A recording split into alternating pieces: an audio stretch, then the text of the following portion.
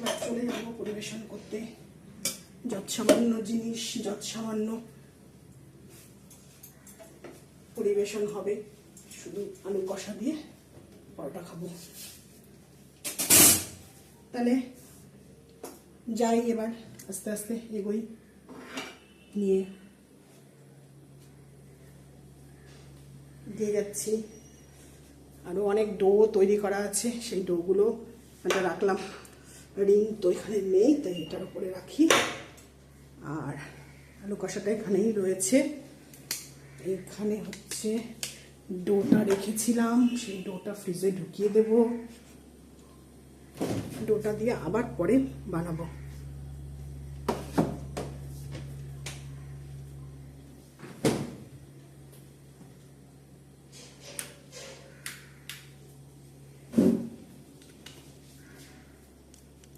চলে এসেছি টেবিলে, এবার পরিবেশন করব।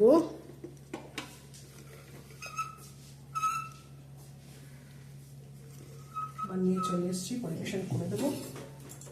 বললামই তো আজকে খাবার লোক কম, আমি আর আমার ছেলেই খাবো, তার জন্য দুজনের জন্যই পরিবেশন হবে।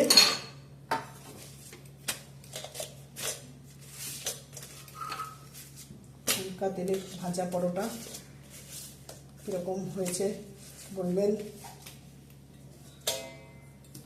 এই যে আলু কষা,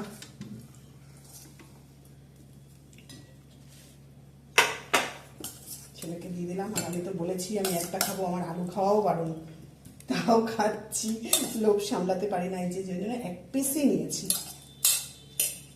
এই একটা পিস নিলাম আর ছেলেকে দিয়ে দিলাম 3 পিস আর আলু কষা। তাহলে সব কাজ হয়ে গেছে, এবার আমরা খাবো। আবার যখন ভিডিও করব জানাবো, বলবো, সব কিছু সম্বন্ধে গল্প করব।